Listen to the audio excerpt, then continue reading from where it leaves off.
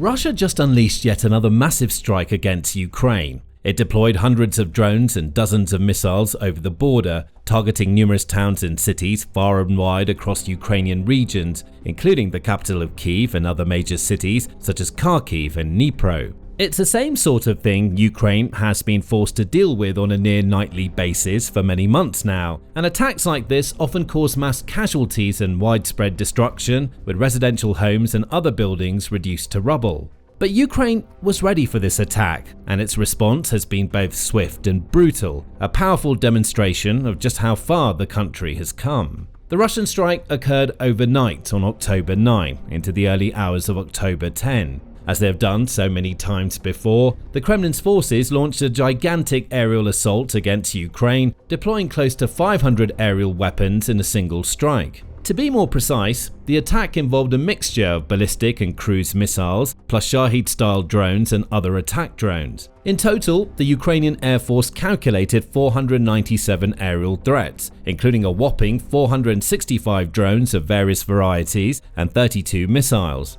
To make matters worse, Russia attacked from numerous directions. Missiles and drones were sent over the borders from the north, east, and even from the south, entering Ukraine from Russia's Kursk, Milerova, Shatalova, Orel, Shakhty, and Primorsko-Akhtarsk regions. 200 Iranian-made Shahid drones led the way, with additional swarms following behind. Russian forces also launched 2 Kinzhal ballistic missiles from the Lipetsk direction, 14 Iskander-M ballistic missiles capable of reaching peak speeds of more than 5,000 miles per hour or 7 times the speed of sound, and 12 Iskander-K cruise missiles, plus 4 additional Kh-59-69 guided air launch missiles too. This wasn't just a massive attack, it was one that involved a diverse array of weaponry.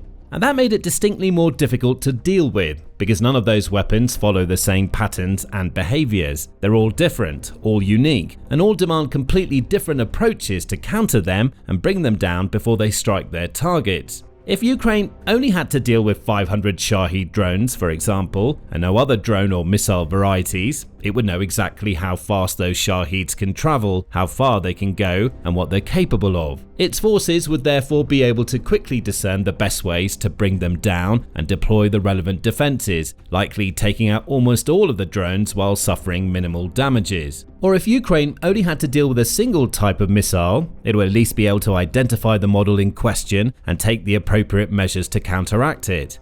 However, when Russia mixes things up to such an extent, sending so many different types of drones and missiles, all moving at different speeds and altitudes and in different patterns, Ukraine's defenders have a much more challenging task on their hands.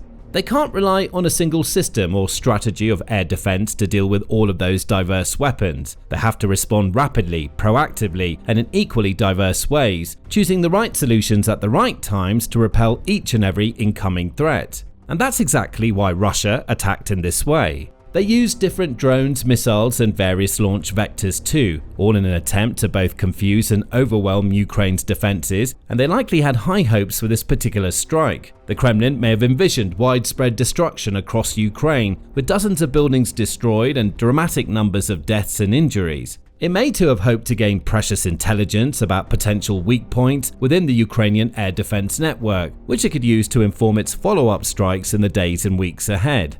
On paper, the Kremlin had good reason to be confident. As previously mentioned, attacks of this kind are notoriously difficult to deal with, and almost any other country in the world would absolutely struggle to defend itself against a strike of such magnitude. That includes major military superpowers. Even countries boasting some of the world's biggest defense budgets and strongest armies are still only taking their first steps into the rapidly evolving world of drone warfare, and they've yet not mastered the tactics and strategies required to withstand such intense and unpredictable aerial assaults. This was demonstrated when Russian drones recently entered Polish airspace. Poland's Air Force, supported by NATO allies, scrambled fighter jets to bring them down, but only managed to take out 4 drones in total, despite an estimated 19 to 23 of them entering the area. If Poland or another NATO nation had to face off against hundreds of drones, as well as missiles, those tactics simply wouldn't suffice. But Ukraine is different, because Ukraine has been dealing with this kind of thing for a long time now. It suffered innumerable drone and missile attacks just like this one. Only a month ago, it had to cope with the biggest Russian strike of the war so far, involving over 800 Shahed-type drones and 13 cruise and ballistic missiles launched towards Kyiv and other cities on the night of September 7. Earlier this month, another massive attack took place, with over 500 attack drones and more than 50 missiles targeting numerous regions around Ukraine, including Lviv, Ivano-Frankivsk, Zaporizhzhia, Cherniv, Kharkiv, Kherson, Sumy, Kirovohrad, and Odessa.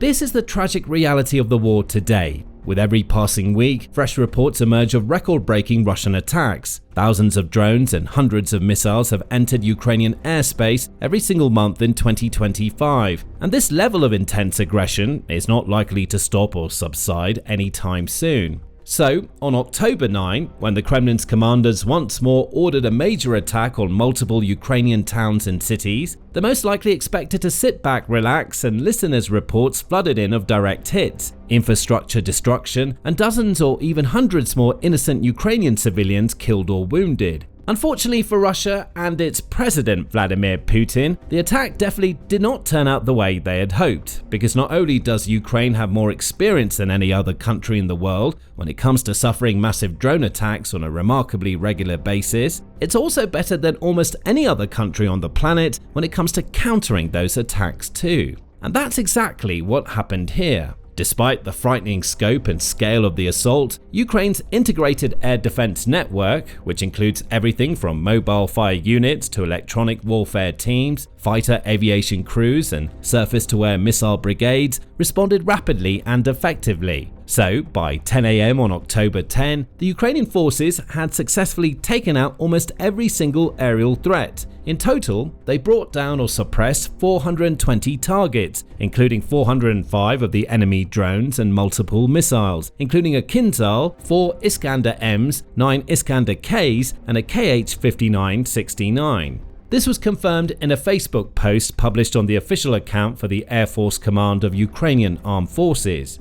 On the night of October 10, from 1900 hours on October 9, the enemy launched a combined strike on the territory of Ukraine using strike UAVs, air and ground-based missiles. In total, the Air Force radio technical troops detected and escorted 497 air attack vehicles, 32 missiles and 465 UAVs of various types. The air attack was repelled by aviation, anti-aircraft missile troops, electronic warfare and unmanned systems units, and mobile fire groups of the Defense Forces of Ukraine. According to preliminary data, as of 10 a.m., air defenses shot down, suppressed 420 air targets. 405 enemy UAVs of the Shahed types, drones of other types, 1 aeroballistic missile Kh-47M2 Dagger, 4 Iskander MKN-23 ballistic missiles, 9 Iskander K cruise missiles, and 1 Kh-5969 guided aircraft missile. In addition, 4 enemy missiles did not reach their targets, lost in location. The places of impact are being specified.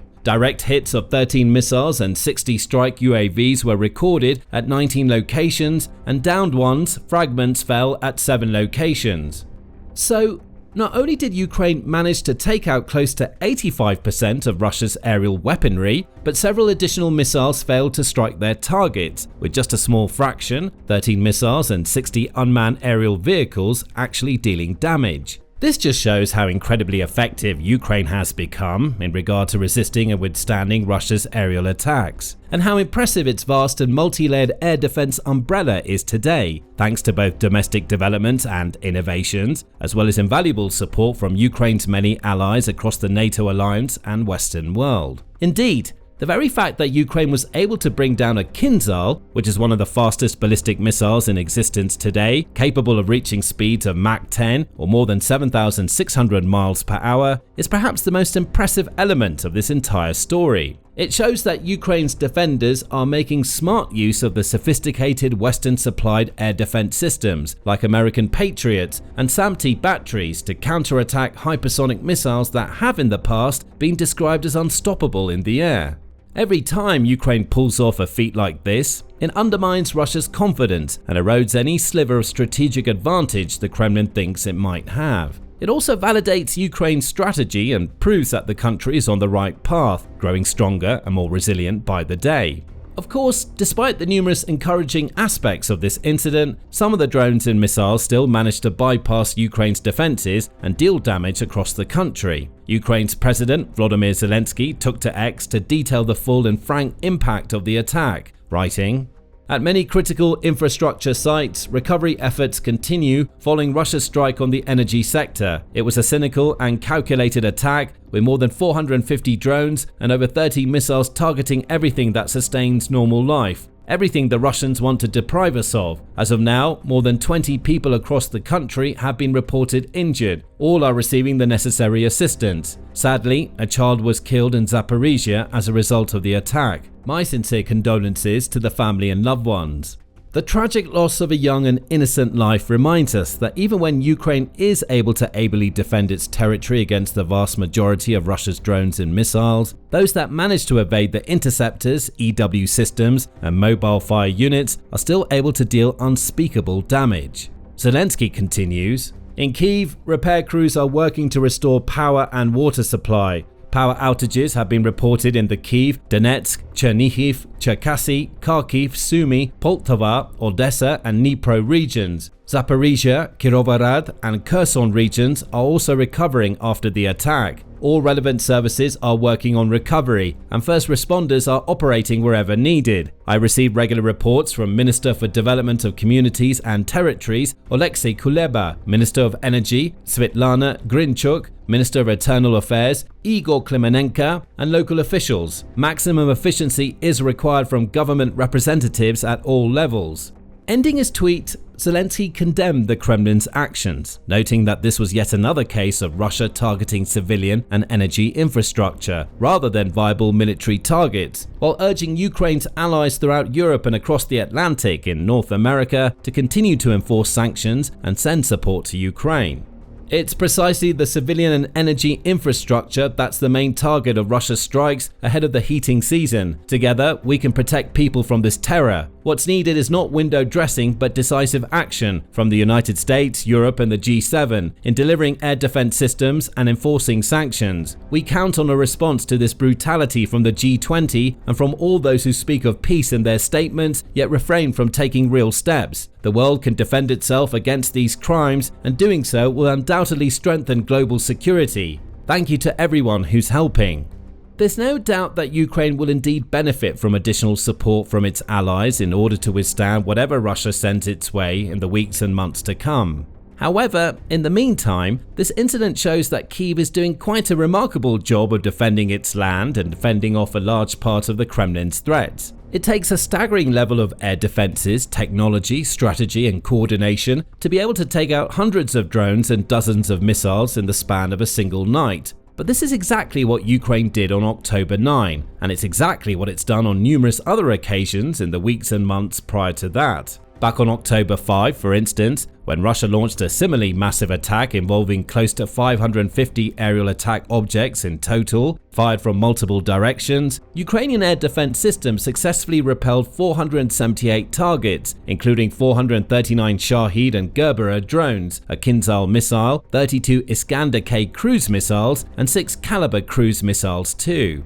The same sort of story repeats itself on a regular basis. Russia fires hundreds of drones Ukraine's way, and Ukraine somehow manages to bring almost all of them down, sending millions, if not billions of dollars worth of Russian military equipment up in smoke. Tragically, some losses do still occur, and Ukraine's people have been forced to grieve thousands of civilian casualties this year alone. The situation is neither stable nor sustainable, but the fact that the Ukrainian armed forces are able to consistently stop upwards of 80% of all incoming aerial threats is a cause for celebration. It's not enough to save every single life and keep every building intact, but it makes a massive difference in terms of limiting the levels of damage that the Kremlin's drones and missiles can do. It's worth noting too that Ukraine appears, on the whole, to be getting better and better bringing down Russian drones in vast quantities and minimizing the number of casualties and the amount of damage incurred with each successive attack on its territory. In the meantime, while Russia continues with these reckless and ruthless aerial assaults on civilian infrastructure like hospitals, homes and power stations, Ukraine responds with far more brutally efficient attacks of its own. Indeed, only a few days after this incident, on the 9th of October 13, Ukrainian drones struck the biggest Russian oil depot in the Crimean coastal city of Feodosia. A massive fire broke out in the wake of the attack, and a source from the Ukrainian Security Service (SBU) revealed the full extent of the damage, telling the Kyiv Independent, "Drones hit at least 5 tanks. A large-scale fire is recorded on the territory of the oil depot." Videos captured by locals and shared online soon painted a clear picture of the scene, showing a massive blaze and thick clouds of black smoke rising up from the depot and filling the skies over the city of Feodosia. Residents also reported that the glow of the fire was visible from far and wide, while the SBU source stated that a nearby electrical substation had also been damaged in the attack, along with a separate substation in the inland city of Simferopol, adding, "The SBU continues to systematically reduce the enemy's military, logistical and economic capacity to wage war against Ukraine." The Russian Defense Ministry, meanwhile, stated that it shot down over 100 Ukrainian drones across both Russian regions and occupied Ukrainian territories, including 40 above Crimea. Clearly, the Kremlin's best efforts, once more, were not enough to stop the strike on this critical piece of oil infrastructure, and there's no telling just how much oil has quite literally gone up in flames as a result of the attack. It's known that the facility, which is a multifunctional location used for transshipment of oil and oil products between rail tanks, sea vessels, and road transport networks, can hold a staggering 250,000 tons of fuel in total. This makes it a vital cog in the Kremlin's war machine, supplying the fuel needed to power everything from jeeps to tanks, aircraft, generators, and more. Reports also indicate that even a day after the attack, the facility was still ablaze, with a massive column of stock still visible many miles away, according to local media reports and Telegram posts from the Crimean Wind Channel, which wrote, "Poisonous smoke floats over the city, which can be seen from the starry Krim, 25 kilometers away. The smell can be felt even 10 kilometers from the place of the fire." Crimean Wind also noted that more than 800 people had been evacuated from the area, revealing in additional posts that 6 fuel tanks were ablaze and a colossal column of smoke, measuring approximately 36 kilometers, 22 miles in length, was stretching across Crimea towards the Kerch Peninsula, demonstrating just how enormous the initial blaze must have been. This is yet another perfect example of the clear difference in tactics between the two sides. Russia throws everything it has at disparate targets all over Ukraine, relying on brute force to overwhelm its opposition and deal as much damage as it can to any people or buildings in its way, including innocent civilians and inoffensive pieces of infrastructure. Ukraine, meanwhile, chooses its targets far more carefully, picking off key pieces of Russia's fuel infrastructure one after another to plunge the country into a state of chaos. Its attacks have proven dramatically more effective than those of its enemy, as Russia currently faces an unprecedented fuel crisis, with prices rising by 50% or even more in some regions, and numerous gas stations forced to either shut down entirely or limit the amount and types of fuel that customers are allowed to purchase. The latest strikes on Feodosia oil depot will only deepen this crisis, plunging the Kremlin into an even more desperate and hopeless situation. Now, learn much more about this particular incident and how it ties into Ukraine's broader strategy of targeting energy infrastructure in our recent video on the topic. Alternatively, check out this video to see how Russia's seemingly invincible and so-called state-of-the-art T-90M tanks lasted less than a day on the battlefields of Ukraine. And finally, make sure to subscribe to our channel too, to remain informed and up to date on all the biggest news and developments from this war and other important military conflicts taking place around the world.